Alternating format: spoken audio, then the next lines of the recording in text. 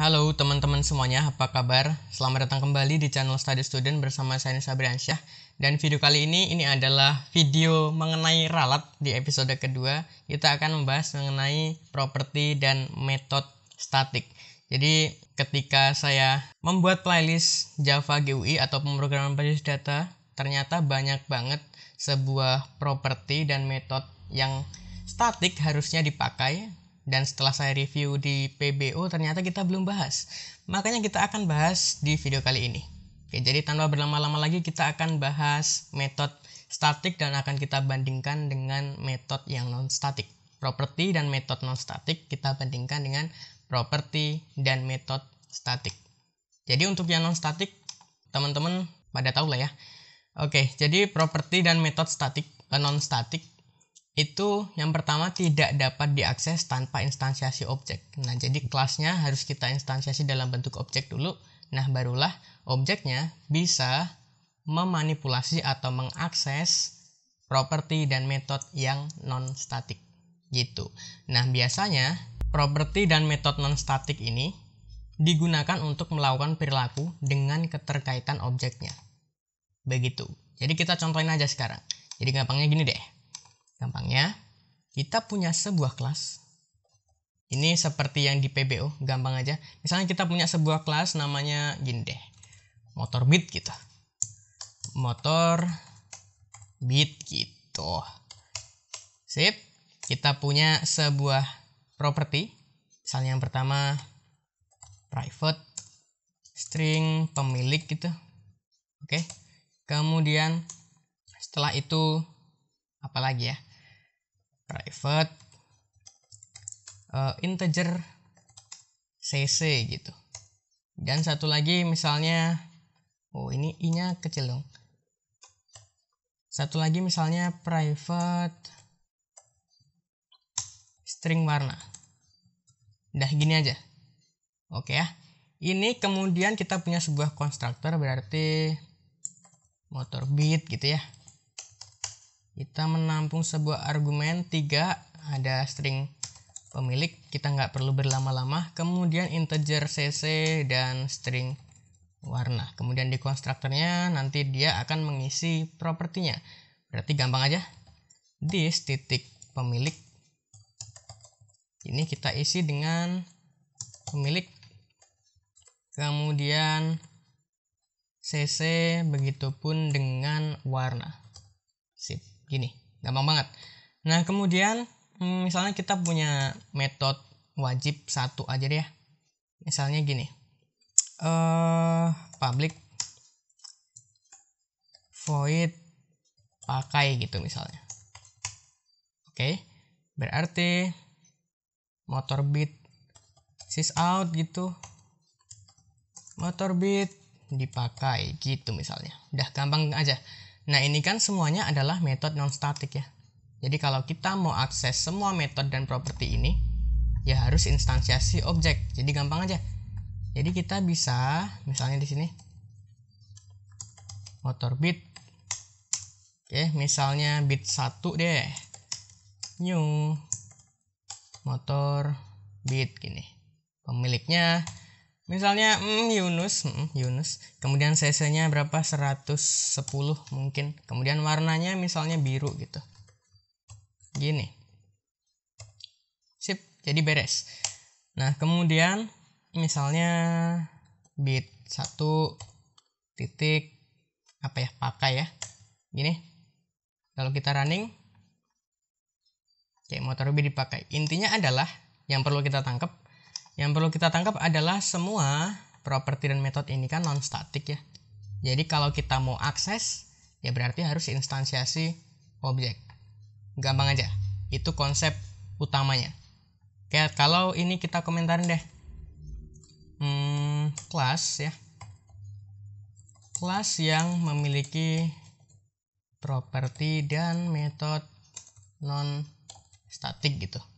Kemudian di bawahnya, misalnya kita punya sebuah metode yang statik atau properti dan metode statik. Kita baca dulu. Properti dan metode yang statik dapat diakses tanpa instansiasi objek atau dengan instansiasi objek. Jadi bisa keduanya. Oke ya, tapi di bawahnya ini direkomendasikan tidak mengakses dengan objek. Jadi kalau kita mengakses properti dan metode yang statik, itu tidak perlu instansiasi objek atau melewati objek dulu. Nggak perlu. Walaupun itu bisa tapi tidak direkomendasikan. Nah, biasanya properti dan metode statik ini digunakan untuk melakukan perilaku tanpa keterkaitan objek. Jadi misalnya kita punya sebuah kelas hitung luas gitu misalnya. Oke. Misalnya di sini kita punya properti statik, public, ada keyword statiknya di situ ya. Kemudian misalnya di sini double p. Kalau p kan 3,14 ya misalnya. Kemudian kita punya langsung aja ke metode statiknya. Jadi misalnya di sini kita punya sebuah metode public static double gitu misalnya. Double namanya adalah hitung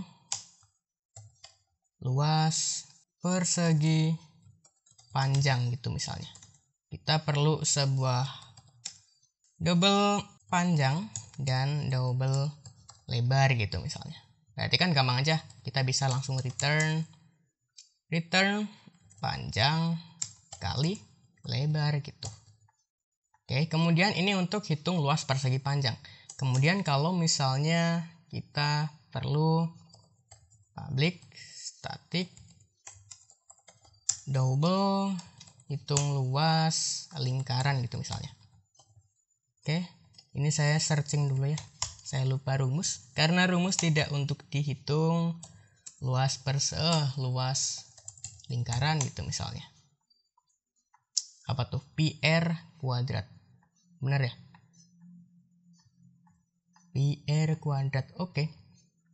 Berarti kita perlu R-nya aja mungkin. Kita perlu double R gitu. Jari-jarinya. Nah, kemudian di sini akan return P. Oke. P dikali R kali R gitu. Kan R kuadrat ya. Sip, gini. Oke, di sini untuk kelas hitung luas itu properti dan metodenya semuanya statik, ada keyword statik di sini. Artinya kita bisa akses tanpa instansiasi kelas hitung luas. Oke, sekarang kita coba misalnya. Berarti kita tinggal panggil nama kelasnya apa? Hitung luas. Kita mau panggil hitung luas persegi panjang misalnya. Kita mau panjangnya berapa? 3, lebarnya 4 gitu. Atau kita langsung aja sysout ya. Sysout gini. Kemudian di ujung save gini. Kalau kita running ya bisa ya. Bisa banget. Tanpa kita harus instansiasi objek. Nah, sebenarnya kalau kita mau instansiasi objek pun ya bisa. Jadi contoh nih. Hitung luas gitu ya. Misalnya di sini persegi 1 gitu sama dengan new hitung luas gini. Kemudian misalnya persegi 1. Kemudian kita mau panggil hitung lingkaran deh misalnya. Kita mau R-nya 36. Gini. Langsung aja mungkin ya. Kita sysout. System out println sip tuh. Beres. Oke ya, kita bisa dengan instansiasi objek atau bahkan tidak. Itu aja gampangnya. Sip ya, tapi direkomendasikan kalau metode statik atau properti statik tidak usah, tidak usah instansiasi objek untuk mengaksesnya. Jadi gini aja. Gitu. Sip ya teman-teman ya. Nah, kita masuk di poin yang selanjutnya. Kita agak cepat aja karena saya tahu teman-teman pasti udah paham untuk yang metode non-statik. Kemudian kita akan kita akan sedikit aja mengetahui perbedaan antara non-statik dengan yang statik itu.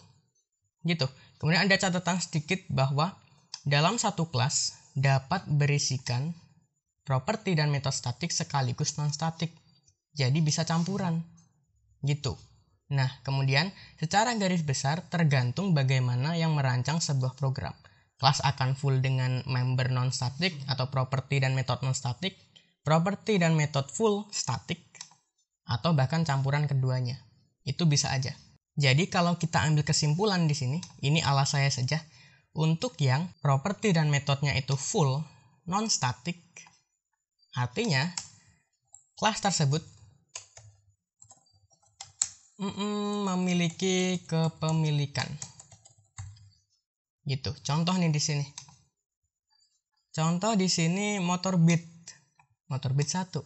Pemiliknya siapa? Yunus.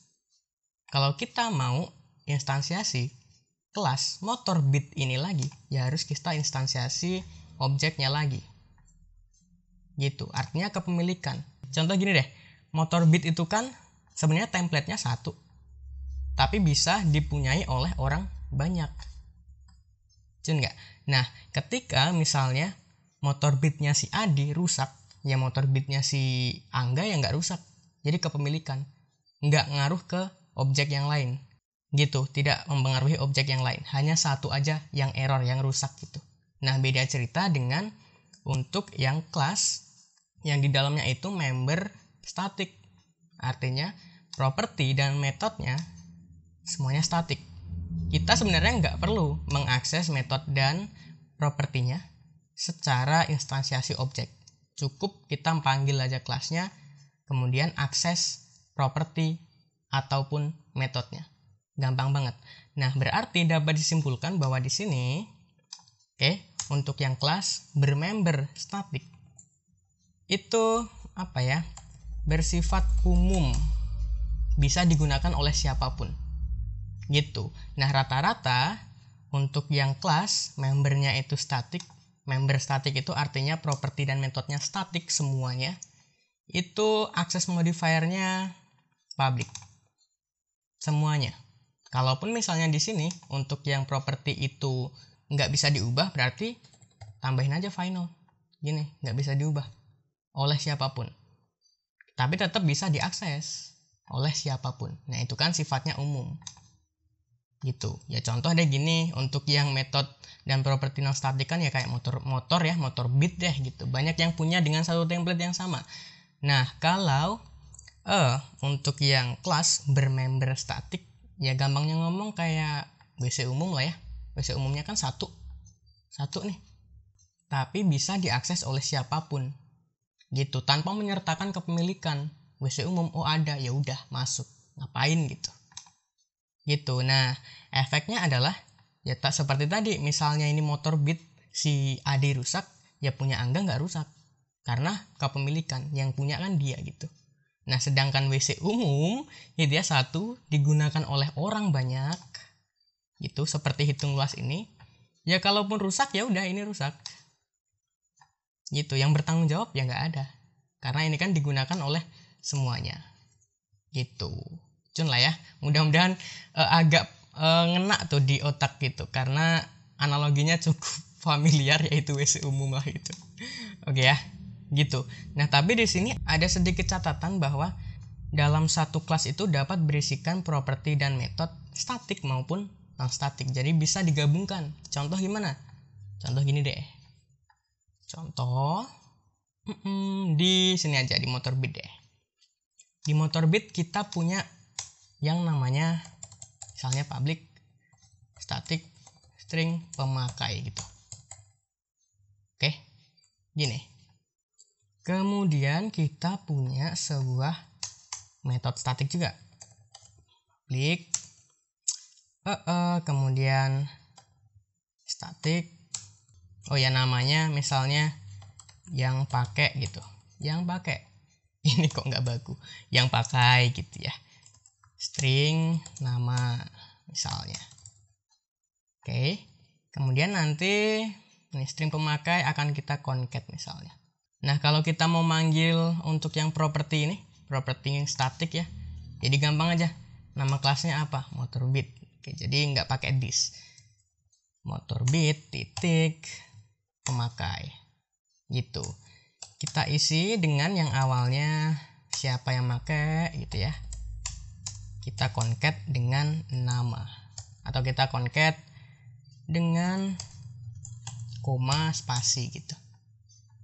Sip, kemudian kita punya sebuah metode statik lagi, cetak pemakai gitu. Yang make ya, bukan yang punya. Gini berarti sysout pemakai. Ini kita concat dengan motorbit titik pemakai. Ini contohnya. Jadi misalnya nih, untuk yang motor bit 1 berarti bit 1 kita panggil sebuah metode statik tapi dengan objek sekarang. Yang pakai siapa? Misalnya Yunus gitu. Kemudian gini, kita nggak pakai instansiasi objek, berarti motor bit yang pakai misalnya Angga gitu. Sip ya. Ini kita coba running dulu, mudah-mudahan nggak error nih. Kayak aman, nggak error. Nah sekarang saya mau cetak tuh siapa aja yang pakai motor bit, yang pakai bukan yang punya gitu. Kita bisa gini, bit 1 cetak pemakai. Kita running coba. Tuh yang pakai adalah Yunus Angga. Ini 0 karena awalnya 0 ya. Coba kalau awalnya kita set gini deh. Gini. Mungkin agak sedikit ada perbaikan. Nah gini.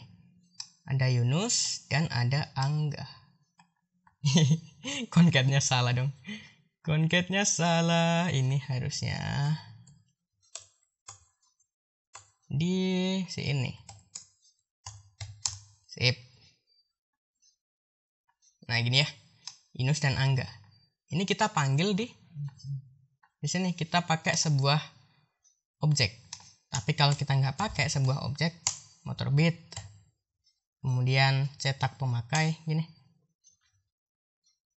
ya sama aja hasilnya tuh. Gitu, artinya ya seperti tadi, mau properti ataupun metode yang sifatnya adalah statik, itu sifatnya umum. Bisa diakses oleh siapapun, bisa diketahui diakses oleh siapapun. Begitu, mau kita pakai objek ataupun nggak pakai objek. Jadi ini sebenarnya nggak perlu. Ya tidak direkomendasikan, bukan nggak perlu. Tidak direkomendasikan. Jadi kita perlu gini aja, panggil kelasnya, kemudian metode atau properti yang akan kita akses saja. Gitu.